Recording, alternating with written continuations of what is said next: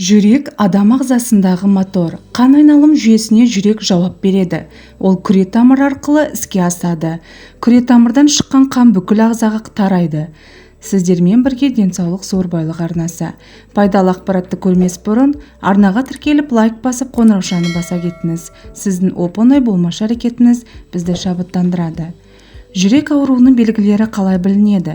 Жүрек ауруларының алғашқы ескертуі ретінде инфаркт пен инсультты атауға болады. Науқаста бастапқыда мынадай белгілер байқалуы мүмкін. Кеуде жасушалары ауырып, жайсыз сезім болады. Қол мен сол жақ иық ауырып, шынтақ жақ немесе арқада жағымсыз сезім пайда болады. Кейде бет жансызданады, көзді көрмей қалуы мүмкін. Бұдан басқа науқастың басы айналып, дем жетпей жүрек айниды. Қандай факторлар әсер етеді? Теледидар көру. Ұзақ уақыт теледидар алдында отыру жүрек ауруы және сал ауруына шалдықтырады. Депрессия. Стрессті, агрессивті және депрессияға жиі түсу жүрекке едәуір зиян тигізеді. Қорылдау. Бұл ұйқы жайсыздығының жүрекке әсер екенін білдіреді. Жалғыз өмір сүру. Айналадағы ортамен араласу адамның денсаулығына пайдалы. Денеге шамадан артық күш салу. Спортпен шұғылдану кезінде денеге шамадан тым артық күш салу және толығымен тастап кету зиянды. Спиртті ішімдік. Спиртті ішімдіктердің салдарынан пайда болатын артық салмақтарда жүрек саулығына кері әсер етеді. Тым көп тамақтану. Күнделікті шекерлі сусындардың орнына қарапайым су ішу керек. Нан және ұн өнімдерін азайтқан дұрыс. Шекер, май және калория көлемі тым жоғары азықтардың құнарлығы төмен болады. Темекі. Жүрек ауруының басты себебі темекі шегу. Тұз. Неғұрлым тамақта тұз көп тұтынылса, қан қысымы да арта түседі. Жүрек қан тамыр ауруларының алдын алу үшін. Жүрек ауруының алдын алу үшін жеміс-жидек пен көкөністер жеу және диета сақтау маңызды. Болмашы нәрсеге алаңдап ашуланбаңыз. Жиі жүгіріп тұруды әдетке айналдырыңыз. Салмақ қоспауға және өз салмағыңызды сақтауға мән беріңіз. Тым ауыр, шаршататын жұмыстардан аулақ болыңыз.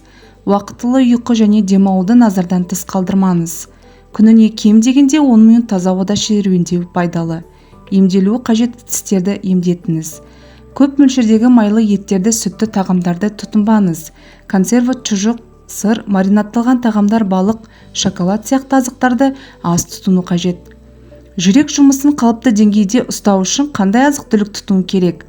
Шемішке.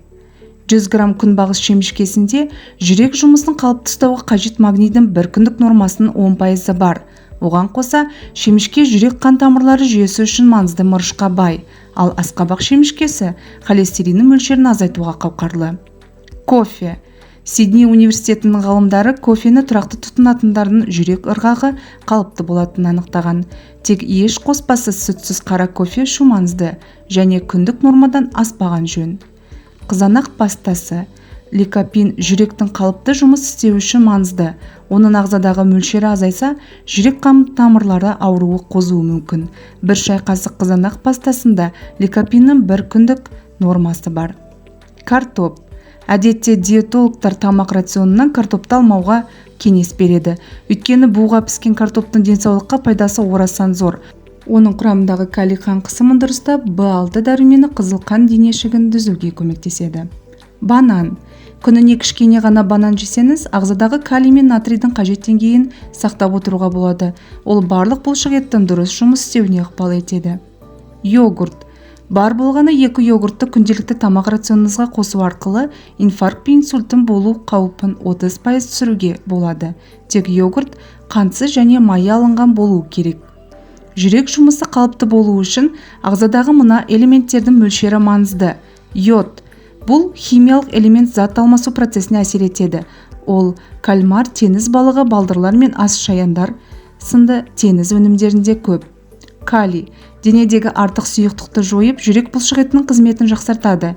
Інжір, қара өрік, асқабақ, қырыққабат, картоп, қызыл және қара қарақат, сондай-ақ итмұрынның құрамы калийге бай. Магний.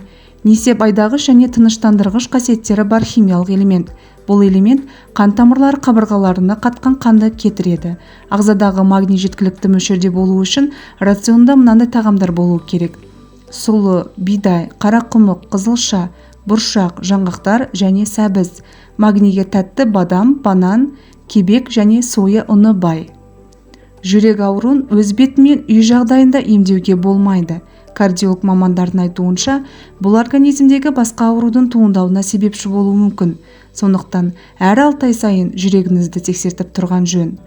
Осымен достар, бүгінгі видеомыз өз соңына жетті. Видеоны аса жақындарыңызбен бөлісе отырып, арнаға тіркеліп лайк басуды ұмытпаңыз. Келесі видеода кездескенше сау саламатта болайық.